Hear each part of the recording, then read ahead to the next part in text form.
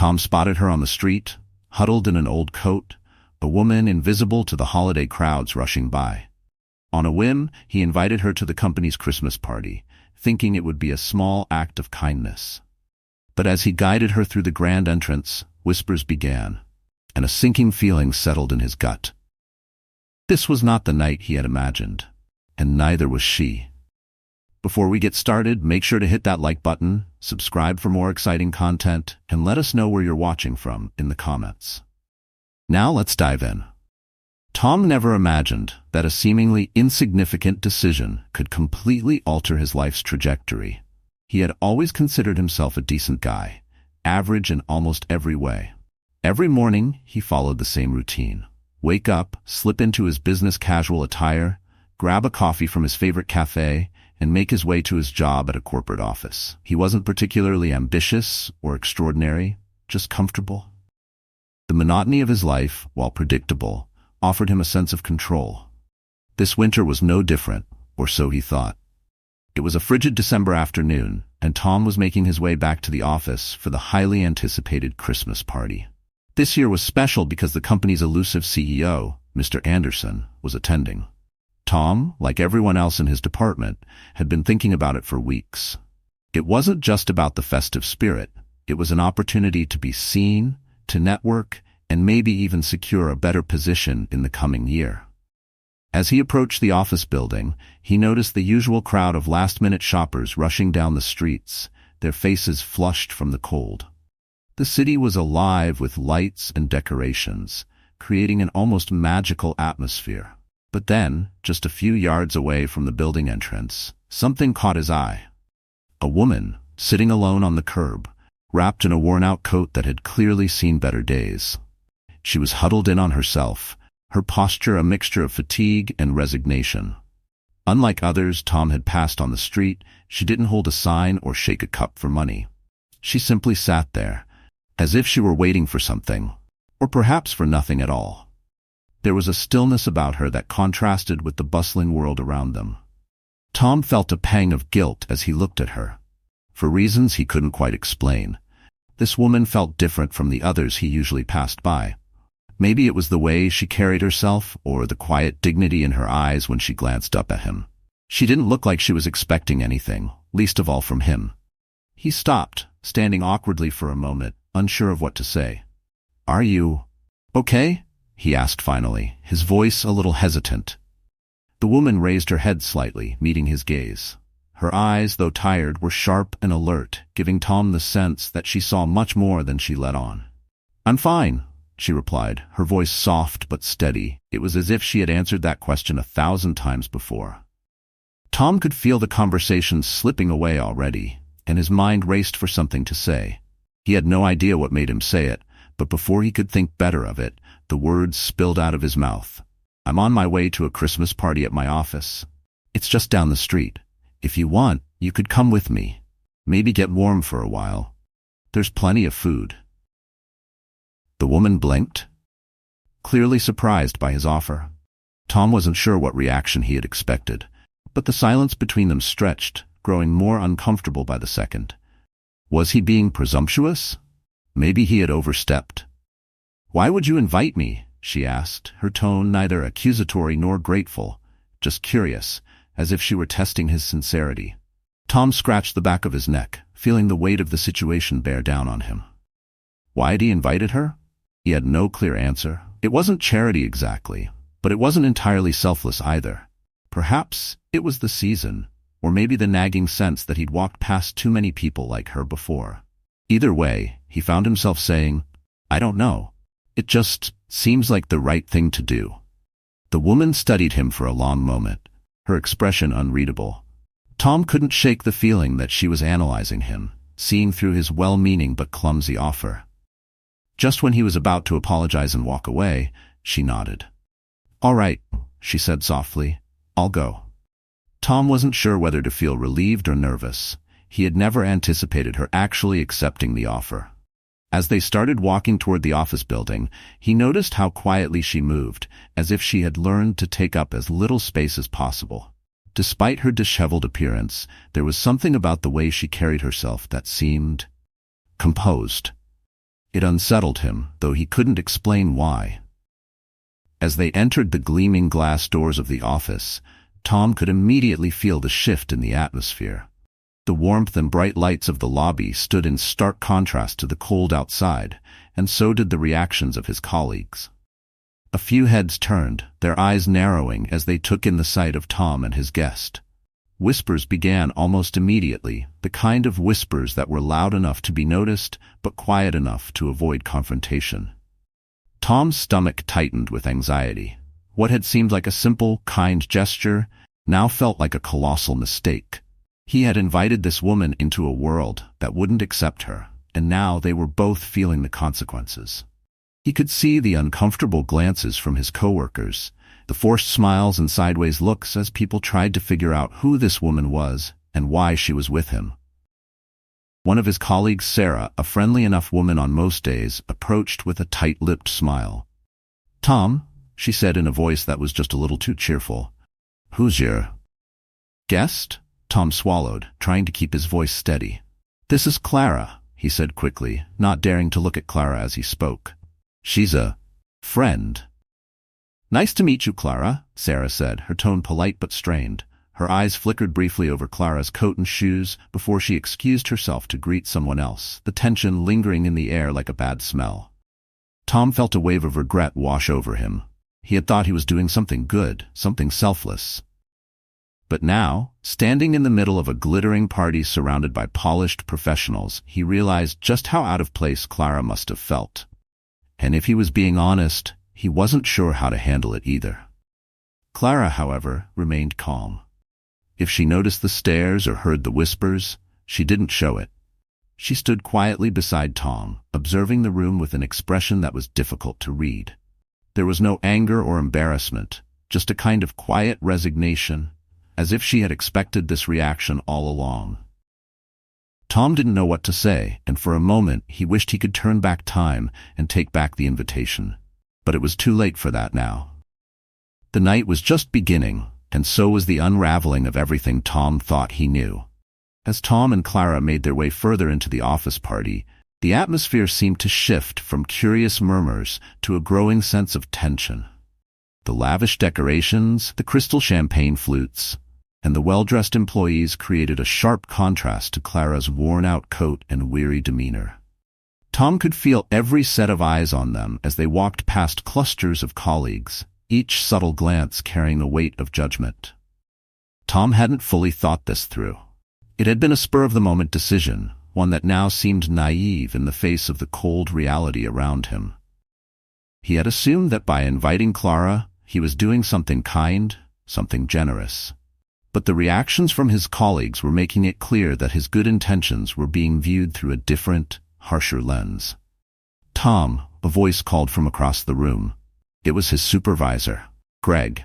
Greg was an imposing figure, tall, well-groomed, and always dressed to impress. He made his way toward them, his eyes quickly scanning Clara from head to toe in a way that made Tom feel uneasy. "Glad you could make it." Greg smiled, but it didn't reach his eyes. "Who's your guest?" Tom felt the same uncomfortable tightness in his chest that he'd felt when Sarah had asked the same question earlier. He could see Greg's eyes darting to Clara's coat, the scuffed shoes, the tired look on her face. There was no hiding the fact that she didn't fit the mold of the usual party guest. "This is Clara," Tom said, trying to keep his voice steady. "I invited her to join us tonight." Greg's smile faltered slightly, and he shot Tom a look that was hard to decipher, somewhere between disbelief and mild irritation. "Well, welcome, Clara," Greg said, his voice thick with forced politeness. "We're glad to have you." Clara nodded, but said nothing. Her eyes wandered around the room, taking in the lavish decor, the opulence that surrounded them. She didn't seem bothered by the reactions she was getting, but Tom couldn't shake the growing sense of discomfort. "Tom, can I talk to you for a second?" Greg said, placing a hand on Tom's shoulder and steering him toward a quieter corner of the room. Tom glanced back at Clara, who remained where she stood, her face calm and impassive. "Listen," Greg began, lowering his voice as soon as they were out of earshot. "I get that it's the holiday season, and, we all want to do something nice. But bringing someone like—" He hesitated, searching for the right words. Bringing someone like her to a company event, it's just not appropriate. Tom felt a jolt of defensiveness rise in his chest. What do you mean, someone like her? He asked, trying to keep his voice calm. Greg sighed. Come on, Tom, you know what I mean. Look, it's great that you want to help, but this is a professional environment. We have clients here, the CEO's here. It's just not the right place for. He trailed off, not finishing the sentence, but the implication hung in the air. Tom clenched his fists at his sides. He knew what Greg was saying, but it didn't sit right with him. Was it really that big of a deal that Clara didn't look like everyone else at the party? He had invited her out of kindness, but now it seemed like people were more concerned with how her presence reflected on them than with who she was as a person. I didn't bring her here to make a statement, Tom said quietly. I thought it was the right thing to do. Greg gave him a long, hard look.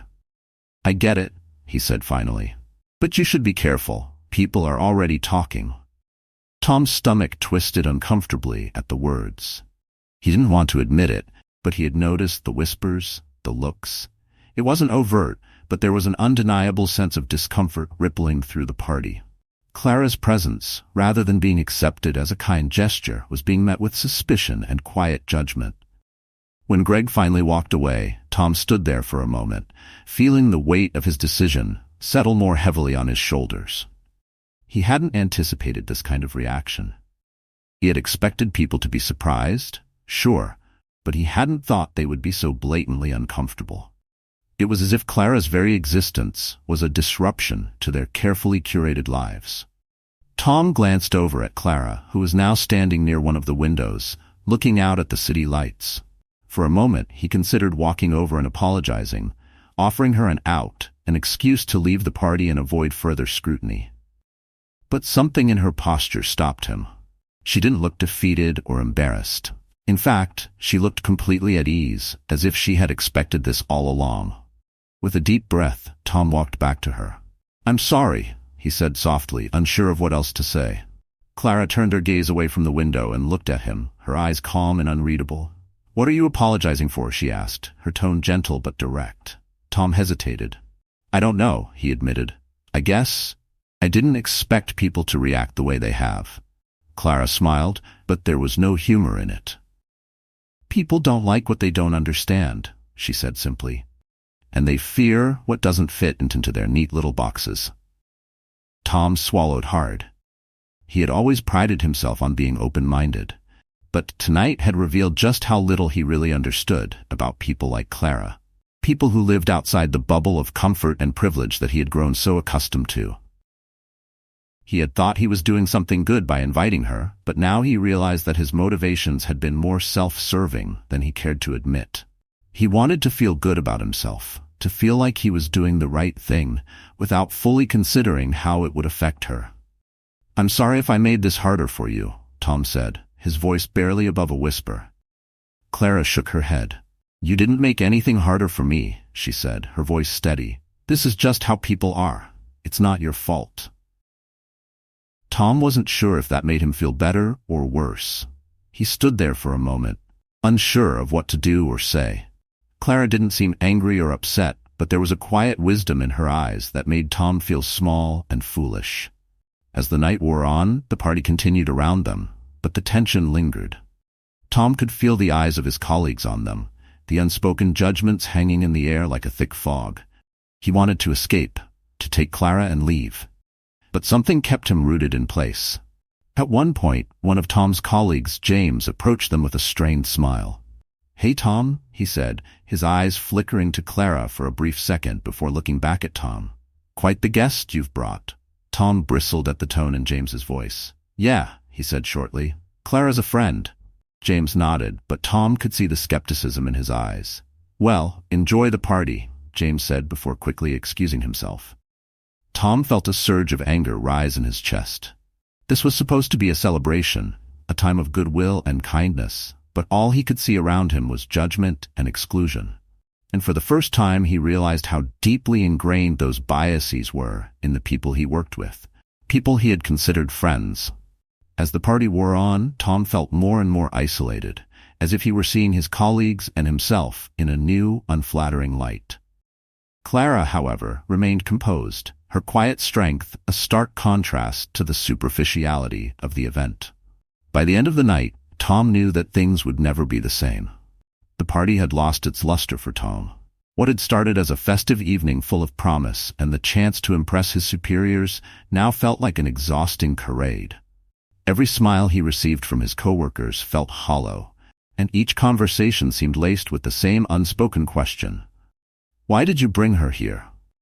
Tom's anxiety built with every passing minute. The more he stood beside Clara, the more the distance between him and the rest of the room seemed to grow.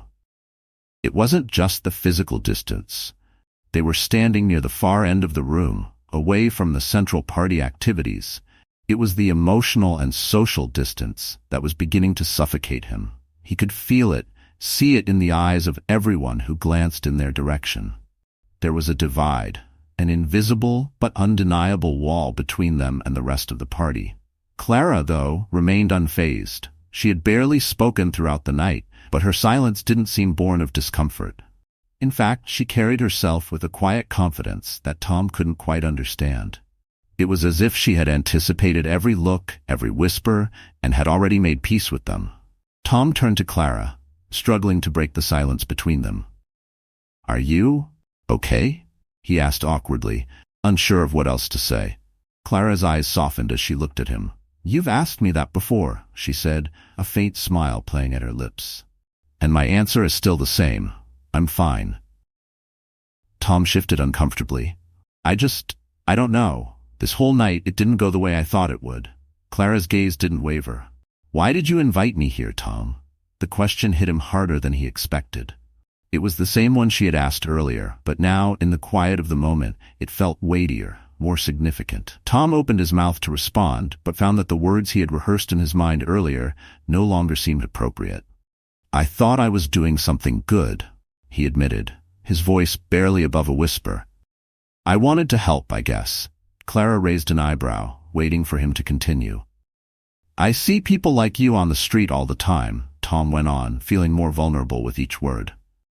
"And I don't know. I guess I thought I could make a difference, even if it was just for one night. I thought it would be a nice gesture."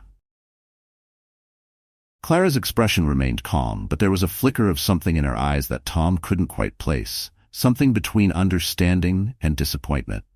"You thought you were saving me?" she asked quietly, but not unkindly. Tom felt his face flush with embarrassment. "I didn't mean it like that," he stammered. I wanted to do something kind." Clara nodded, her gaze turning thoughtful as she looked out the window once more. The city lights twinkled in the distance, casting a soft glow over the room. "Kindness is a powerful thing," she said softly. "But sometimes it's not about what you do, it's about why you do it." Tom frowned, unsure of what she meant. Clara turned back to him, her eyes searching his.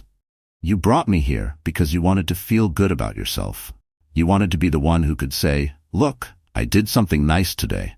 But you didn't really think about what it meant for me, did you?"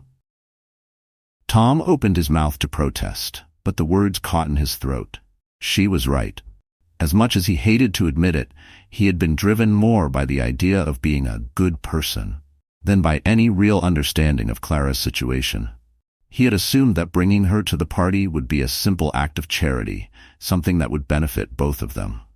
But now, seeing the way the night had unfolded, he realized just how wrong he had been. "I'm sorry," he said quietly, his voice thick with regret. Clara smiled gently, but it was a sad smile. "You don't need to apologize, Tom. You didn't mean any harm. But I want you to understand something. People like me, we don't need saving. We need to be seen, truly seen, not as projects or acts of charity, but as people." Tom's heart sank as he listened to her words. He had been so focused on how his actions would reflect on him that he hadn't considered how they might make Clara feel.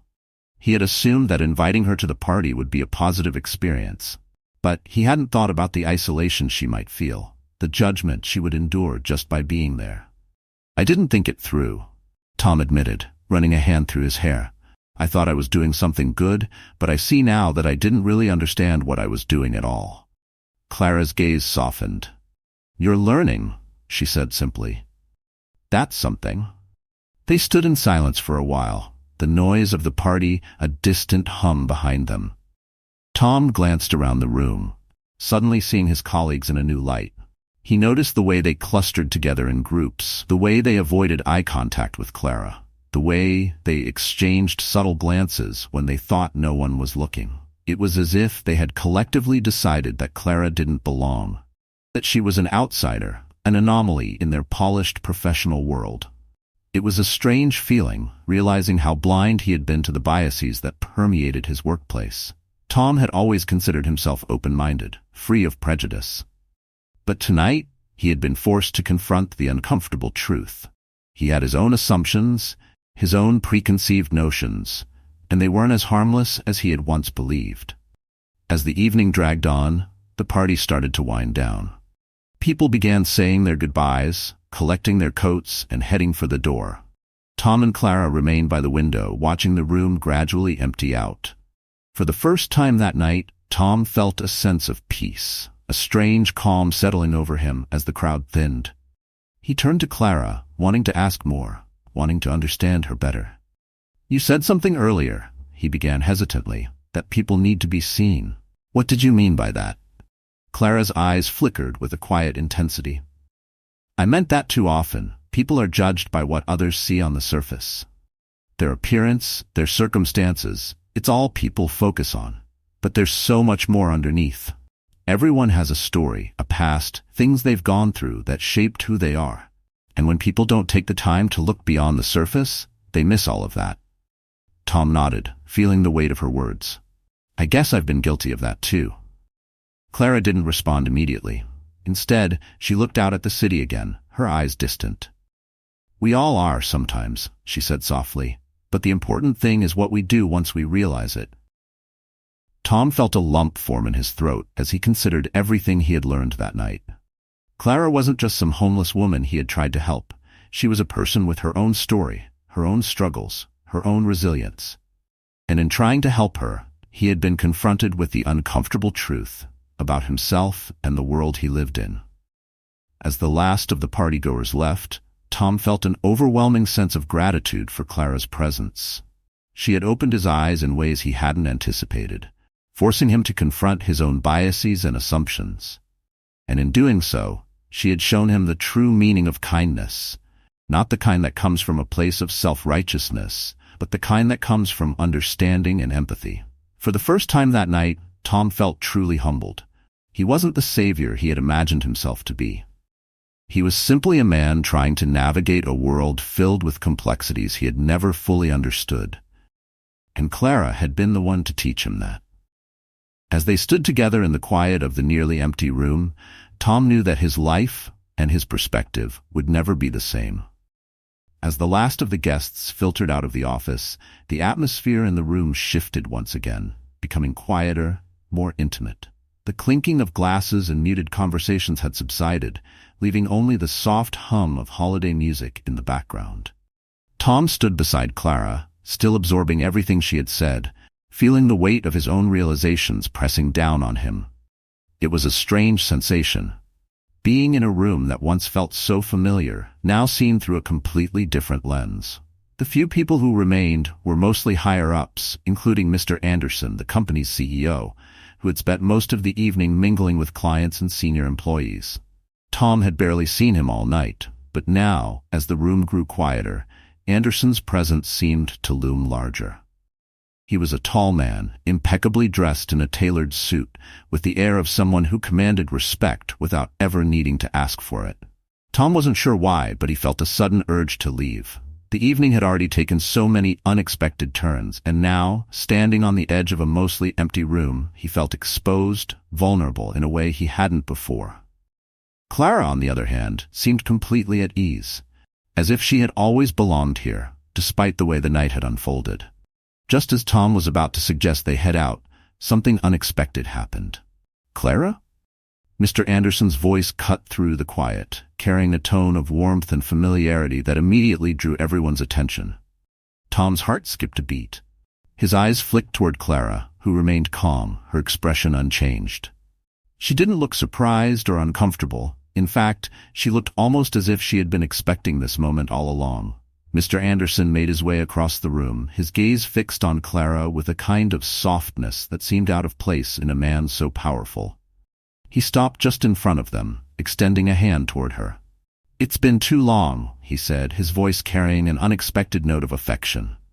Clara smiled, truly smiled for the first time that night. It wasn't the small, sad smile she had given Tom earlier. This was different. It was genuine, warm, and full of a history that Tom didn't yet understand. "Indeed, it has," Clara replied, shaking Anderson's hand with a familiarity that left Tom reeling. For a moment the room seemed to freeze. The few remaining guests who had been chatting quietly by the bar turned their heads, watching the interaction with expressions ranging from curiosity to confusion. Tom, standing just a few feet away from Clara, felt the ground shift beneath him. He opened his mouth to speak, to ask the question that was burning in his mind, but no words came out. Anderson's gaze flickered toward Tom, a small smile playing at the corners of his lips. "I see you've met Clara," he said, his tone light but meaningful. Tom could only nod, his throat too tight to form a coherent response. Anderson's smile widened slightly as he looked back at Clara. "I've missed you around here," he said quietly. "It's not the same without you." Tom's mind was racing, trying to make sense of what he was hearing. Clara, this Clara, knew Mr. Anderson personally, and not just personally, but well enough that he spoke to her with this level of warmth and familiarity? The pieces weren't fitting together. And then, almost as if reading Tom's thoughts, Anderson turned back to him, his expression serious now. "I imagine you're confused, Tom," he said, his voice steady. "But let me explain." Tom swallowed, his palms sweaty as he waited for Anderson to continue. "This is Clara," Anderson said, gesturing toward her. "My wife." The words hit Tom like a freight train. He blinked, his mind struggling to catch up with what he had just heard. Clara, Mr. Anderson's wife? Tom's gaze darted toward Clara, who stood there, calm and composed, as if the revelation were no surprise at all. In fact, it wasn't, not to her at least. But to Tom, the shock was overwhelming. He had spent the entire evening believing that Clara was homeless, someone he had invited out of charity, out of a misguided attempt to do something good. And now, here she was, standing before him as the wife of the CEO, someone with wealth, status, and privilege that far exceeded his own. Mr. Anderson's expression softened as he looked at Tom, as if sensing the storm of emotion swirling inside him. "I'm sure this comes as a surprise," he said gently. "But Clara's story is complicated." Tom's head was spinning. He had so many questions, so many things he wanted to say, but he couldn't seem to find his voice. He had spent the entire night making assumptions about Clara, judging her based on her appearance, her circumstances. Everything he had thought he understood was now unraveling before his eyes. Clara spoke then, her voice quiet but clear. "I left this life a long time ago," she said, her gaze turning toward Mr. Anderson. "After everything that happened, I couldn't stay. I needed to be away from all of this, from the wealth, the expectations, the illusions." Tom frowned, still trying to piece it all together. "But why?" he asked, his voice barely above a whisper. Clara's eyes met his, and in that moment, Tom saw the depth of the pain she had been carrying, the weight of a story he had never known. "I lost my child," she said softly, her voice steady but tinged with grief. "And after that, nothing made sense anymore. The life I had before, it felt empty, meaningless. So I left." Tom's heart ached as he listened. He couldn't imagine the kind of loss Clara had endured, the kind of pain that had driven her to leave everything behind. It was becoming clear to him now that Clara hadn't been living on the streets out of necessity, but out of choice. Her way of escaping the life that had once defined her, but no longer made sense. "I needed to find myself again," Clara continued, "and I couldn't do that while surrounded by everything I had built my life on. So, I walked away." Mr. Anderson's face was etched with sorrow as he listened to his wife's words, his own pain visible in the lines around his eyes.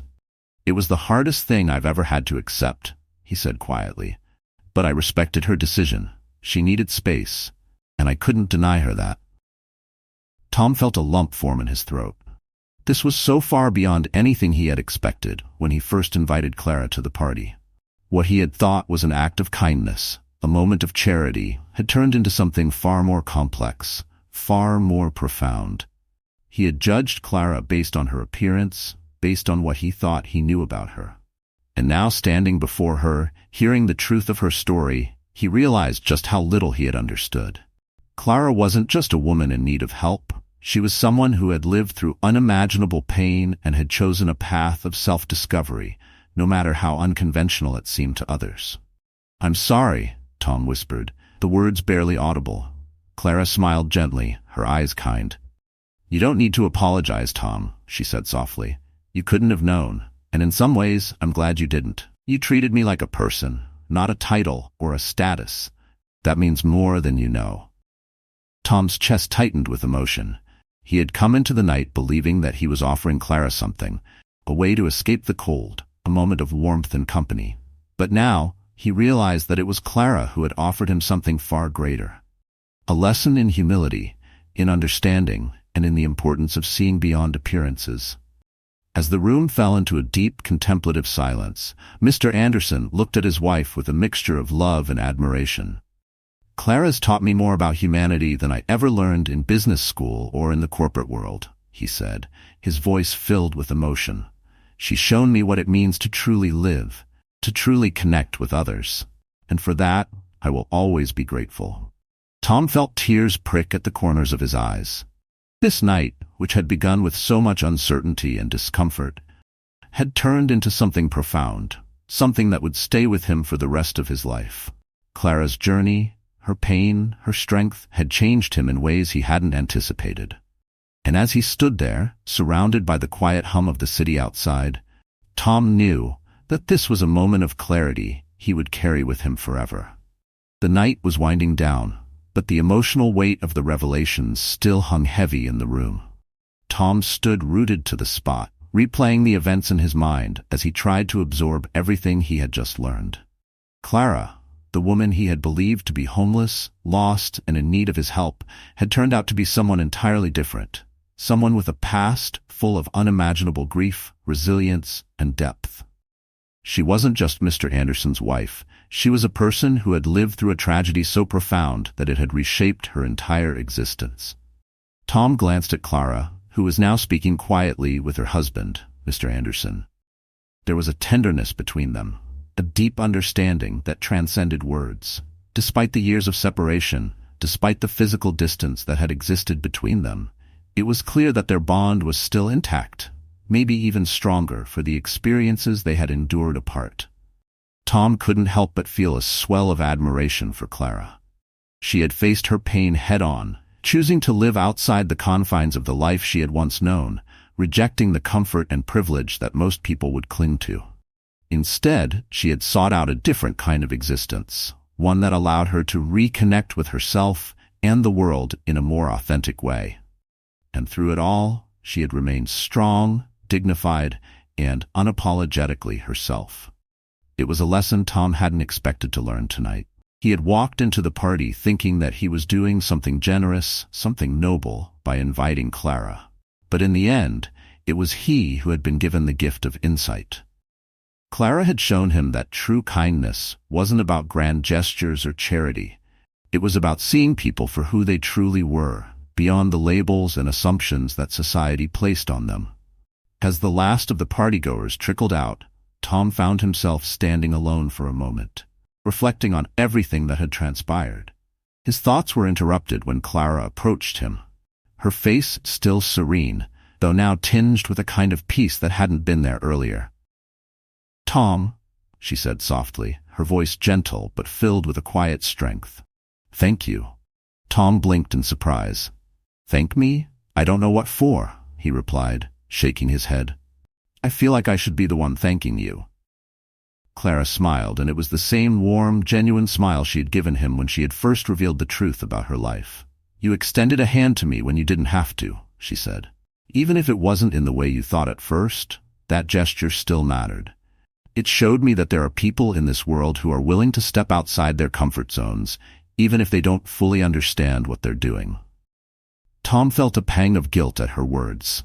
He had made so many assumptions about her, about what she needed, and in doing so, he had failed to see her as she truly was, a person with her own story, her own strength. "I made a lot of mistakes," he admitted, his voice thick with regret.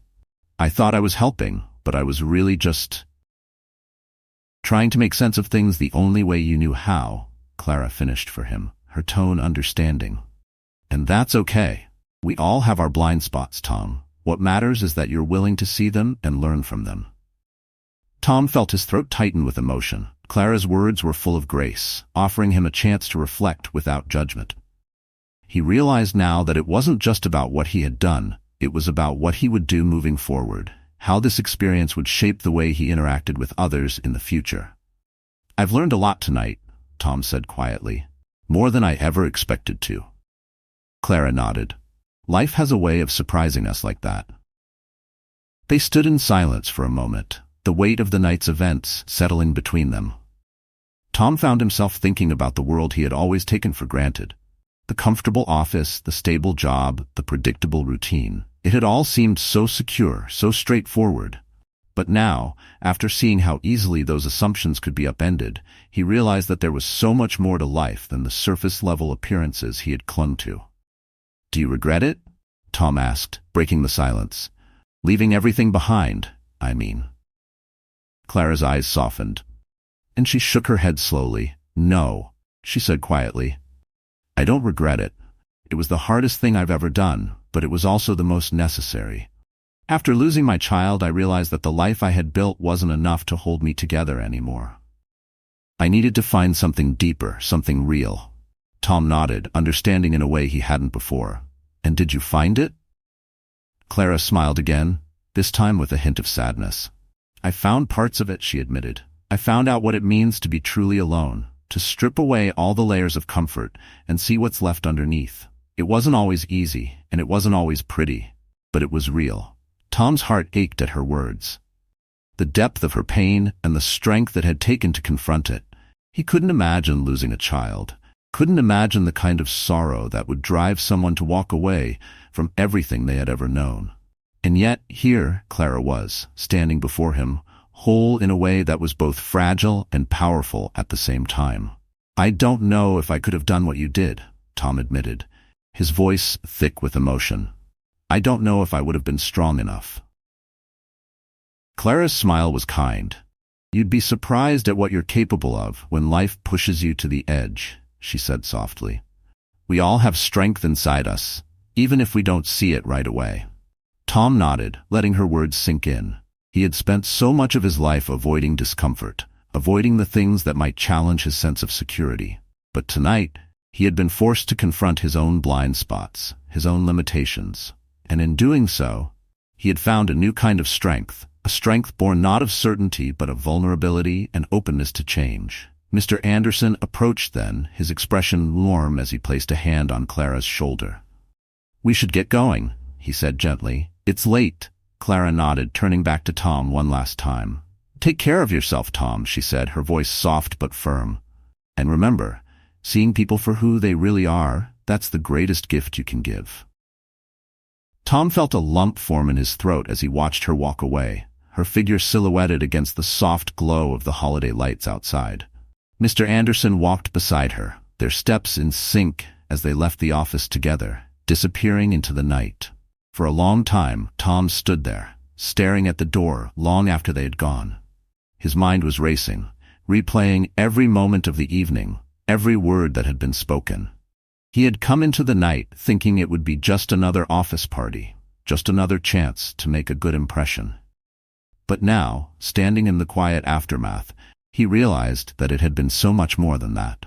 The lessons Clara had taught him, about kindness, about humility, about truly seeing others, would stay with him for the rest of his life. He had been given a rare glimpse into a world he had never fully understood, and in doing so, he had been changed in ways he hadn't anticipated. As he finally gathered his coat and made his way to the door, Tom felt a sense of calm settle over him. The night had been filled with unexpected challenges, but it had also been filled with moments of clarity and connection that he wouldn't soon forget. He had learned that kindness wasn't about grand gestures or saving someone. It was about seeing them, truly seeing them, for who they were. And in that seeing, Tom had found something deeper within himself, an understanding of his own humanity, his own capacity for growth, and his own place in a world that was far more complex and beautiful than he had ever realized. Epilogue. In the weeks that followed, Tom couldn't shake the feeling that something fundamental had shifted inside him. He found himself looking at the people around him differently. Not with judgment or assumptions, but with a quiet curiosity, a desire to understand their stories. He no longer rushed past the people on the streets, no longer averted his gaze when he saw someone who didn't fit neatly into the world he was used to. He still worked at the same company, still followed the same routine. But something had changed. There was a depth to his interactions now, a willingness to sit with discomfort, to see the humanity in those who might otherwise go unnoticed. And every so often when the world felt particularly heavy, Tom would think of Clara, her strength, her wisdom, her quiet dignity, and he would remember the night that had changed everything. Thanks for joining us. If you enjoyed this story, don't miss the next one. Click on the video now to watch. We appreciate your support, and we'd love to hear your thoughts in the comments.